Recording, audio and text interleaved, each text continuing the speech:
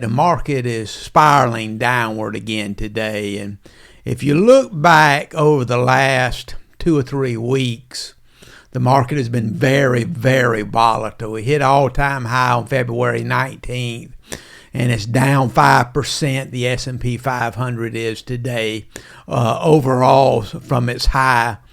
But it seems like the market has just been very, very volatile. It's a possibility. It looks like, it feels like that we may have hit an all-time high on the 19th, and we may have a pullback here because it seems like every other day we're having a lot of volatility in the market.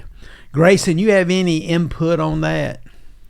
One of the things that I think that the market doesn't like very much, it was one of the top highlights on the Yahoo Finance news page, was that Trump isn't backing down over these tariffs. He's saying that there's no room for Canada and Mexico, and that he's expecting to hike tariffs another 10% on them. And that's definitely something that the market doesn't like. So whether that's the sole purpose of it or not, I don't know, but I do believe that has a lot to do with what's going on in the markets right now. Well, I don't believe it's the sole purpose of it, but I do believe the market does not like uncertainty. They like everything to be just perfect. That's why they like a split Congress versus a Senate. They don't want one party to have control over everything. They want to make it hard for change. The market does not like change. Therefore, 25% tariffs on Mexico, on China, these places, really throws the market up in the air. They don't like the uncertainty. They don't know what's going to happen with the revenues, with income, and so the market just simply doesn't like where we are today. Another big topic, Grayson, that's hitting the news today is one of our holdings that we have, and all 3 of our model portfolios is NVDA. NVDA is down 9% today. Over the last 5 days, it's down about 13%. And NVIDIA has been very volatile, and it's at a price now to where we haven't seen until about September of last year. And if you look from its all-time high to where it is right now, it's down about 21%. And so if you look at it compared to the stock market is looked at going into a bear market when it retracts 20% from its all-time high. So technically today what we see with NVIDIA is NVIDIA has hit the bear market territory. So that's another thing that's got the market shook up. Tell us a little bit about NVIDIA the other day when it reported, Grayson.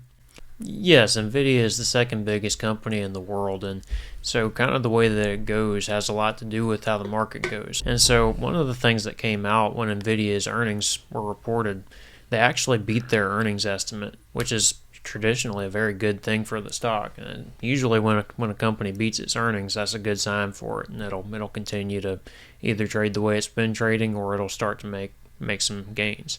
But what ended up happening is that a Morgan Stanley analyst came out and said that he didn't like the fact that their gross profit margin shrank from 73% down to 71%. And that's down about 8% in a day, which was a big-time move for something that kind of seems small like that. So it's still a good stock. It's just sometimes these companies, especially when they grow so fast and when they have a lot of volatility compared to the market, sometimes they can swing like this, and it's just how it is. It's part of the risk of investing in them. Also over the weekend, President Trump came out and said, we're going to start a crypto reserve, and he kind of ran on that, and it got the crypto really soaring earlier this morning, but it looks like they've kind of plateaued off from that. Can you go a little bit into what this crypto reserve, which companies or crypto will make up this crypto reserve, and a little bit more about it? So Trump tweeted, or he put on his social media platform Sunday, that he wanted to start up this crypto reserve, and he wanted to put Solana, Bitcoin, Ethereum, Cardano, and Ripple into it.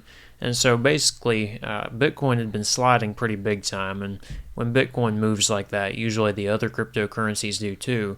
And so even though Bitcoin had been up around the 100,000 and slid down under 80 for the first time in a good while, since 2022, what ended up happening was that boosted it back up to about 94,000. It's been a pretty volatile time for it lately. That might just be because of the uncertainty that we're dealing with right now. That's really probably what it is. But this is a very good sign for the crypto industry. It's a good sign for these 5 cryptocurrencies. The only big issue I have here is that he wants to put Ripple into it, and Ripple's not a traditional cryptocurrency. Their company works with central bank digital currency technology, and it's not the same as Bitcoin. We received an email from Susan about her portfolio that consisted of 3 ETFs. Susan wants to know if her portfolio is clean or it's not clean. Can you go through her portfolio and let the people watching today know if her portfolio is clean or if it's not clean, and what maybe she needs to do? Of course, Susan is investing pretty aggressively, as you can take a look at her holdings here. She's got Invesco QQQ Trust, iShares NASDAQ Top 30 Stocks, and it looks like an S&P 500 ETF. So she's pretty much 100% equities in her portfolio, and she's got about 25% in the top 2 and then 50% in the bottom in the S&P, which is pretty aggressive again. So let's take a look at how this might stack up for her as far as being a biblically responsible portfolio. So if you look at Invesco QQQ, it fails at about 61.1%. That means that much of the money in that fund goes against what a Christian would typically believe in. If you look down at the iShares NASDAQ Top 30, it's at about 66.6%. Then you look down at the S&P 500 at 67.3%. This portfolio certainly does not pass biblical screening, and if she wants to be able to rest assured that what she's profiting from isn't going against what the Bible says, she would need to find new investments. Well, Grayson, you know, and maybe most of the people that's watching us on YouTube may or may not know, we specialize in biblically responsible investing, where we can align your values with your investing. Now, if Susan indeed is a born-again Christian, most likely this portfolio is not to her liking.